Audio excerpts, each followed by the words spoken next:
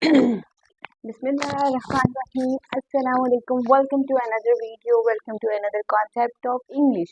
आज इंग्लिश के इस लेक्चर के अंदर हम क्लास 9 यूनिट नंबर 8 डिस्कस करेंगे, जो कि है हमारी पोइम हमारे पास है stopping by woods on a snowy evening.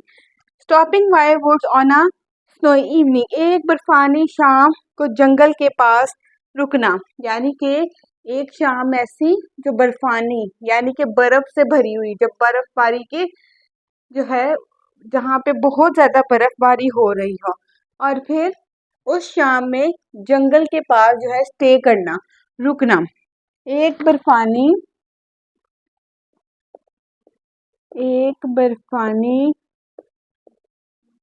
शाम को जंगल के पास रुकना, ठीक है। Stopping by woods on a snowy evening, जिसके अंदर जो हमारे पोइट हैं वो है रॉबर्ट फ्रॉस्ट। हमारे जो पोइट हैं उनका नेम है पोइट रॉबर्ट फ्रॉस्ट।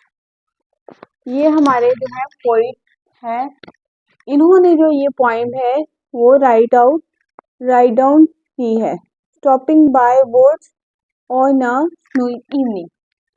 तो नंबर 1 पे जो इनका स्टेंजा है जिसकी हमने ट्रांसलेशन करनी है वो है Whose woods these are, I think I know. Whose woods these are? ये जंगल किसका है? I think I know. I think यानी कि मेरा ख्याल है, I know मैं जानता हूँ। यहाँ पे जो woods हैं, whose woods, यहाँ पे जो woods हैं इधर है कि ये जंगल किसका है। Whose woods, whose woods whom I know, ये जंगल किसका है जिसको मैं इसको जानता हूँ, मेरा ख्याल है कि मैं इसको जानता हूँ। His house is in the village, दो, अगरचा इसका घर गांव में है। शायद कह रहा है, रॉबर्ट फ्रॉस्ट कह रहे हैं His house is in the village, दो, THOUGH, इसका मतलब है अगरचा, ठीक है, दो। His house is in the village, उसका घर इस गांव में है, अगरचा उसका घर इस गांव में। He will not see me stopping here, वो मुझे यहाँ रुकता हुआ नहीं देखेगा। He will not see me, वो मुझे नहीं देख पाएगा, stopping here, यहाँ रुकता हुआ, stopping here in the village, उसका घर इस गांव में है, अगरचा उसका घर इस गांव में। He will not see me stopping here, वो मुझे यहाँ रुकता हुआ नहीं देखेगा। He will not see me, वो मुझे नहीं देख पाएगा, stopping here, यहाँ रुकता हुआ, stopping here, यहाँ रुकता हुआ। To watch this woods, to watch his woods, उसका जंगल देखने आएगा, fill up with snow, ठीक है। To watch his woods fill up with snow, ना ही अपना बर्फ से भरा हुआ जंगल देखने आएगा। ये शायर जो है ना रॉबर्ट फ्रॉस्ट, ये जो पोइट है, ये खुद ही अपने आप से जो है ना ये सारी बातें जो है एड्रेस कर रही हैं, ठीक है, खुद ही अपने आप से ये जो बातें हैं वो कर रहे हैं। Whose woods these are, I think I know, ये जंगल किसका है, मेरा ख्याल है कि मैं को जानता हूँ। His woods is in the village. उसका, ठीक है, His house is in the village. दो, अगर चाहे उसका घर इस गांव में है. He will not stay stopping here. वो मुझे यहाँ रुका हुआ नहीं देख सकता. To watch his woods fill up with snow. ना ही अपना बर्फ से भरा हुआ जंगल देखने आएगा. नंबर 2 वाला स्टेंजा अब जो है उसकी तरफ हम चलते हैं. My little horse must think it queer. ठीक है, ये मेरे छोटे से घोड़े को बड़ा अजीब लगता है. ठीक है, क्वेर, QUEER, इसका मतलब है अजीब लगना. ठीक है, my little horse must think it क्वेर.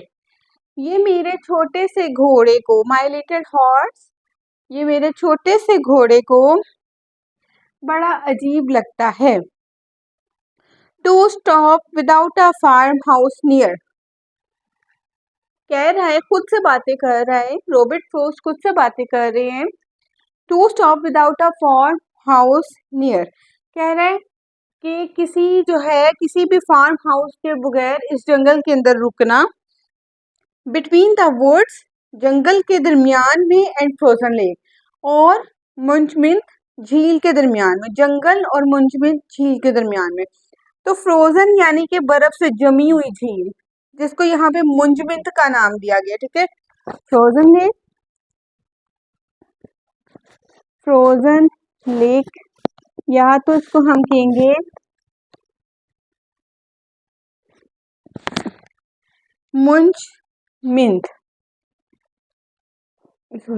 मुंजमिंत झील,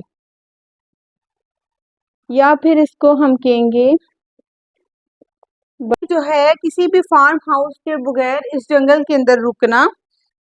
बिटवीन द वुड्स, जंगल के दरमियान में, एंड फ्रोजन लेक, और मुंजमिंत झील के दरमियान में. जंगल और मुंजमिंत झील के दरमियान में.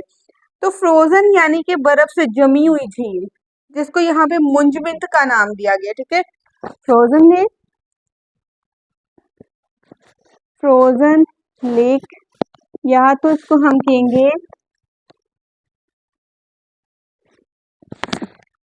मुंजमिंत झील, या फिर इसको हम कहेंगे बर्फ से जमी हुई झील. ये दो चीजों का नाम देंगे. ठीक है, मुंजमिंत झील. Between the woods and frozen lake, जंगल के और मुंजमिंत झील के दरमियान में. ठीक है, the darkest evening of the year, साल की तारीख शाम को. डार्केस्ट कहते हैं, ठीक है, अंधेरी या तारीख.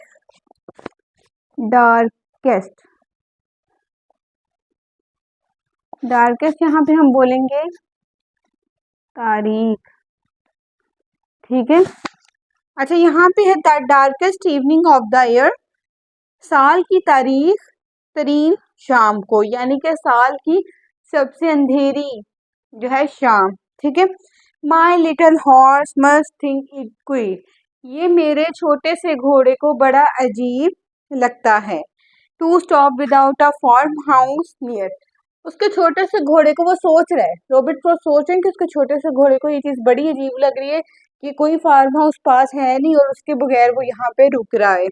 Between the woods and frozen lake, जंगल और मुंजमिंत झील के दरमियान में. The darkest evening of the year, साल की सबसे तारीख रात को. He gives his harness bells a shake. harness bells मतलब वो जो घोड़ा था. ठीक है, He gives his harness bells a shake. वो अपने सास की घंटियों को जोर से हिलाता है. harness harness, NESS, harness bells, सास की घंटियों को,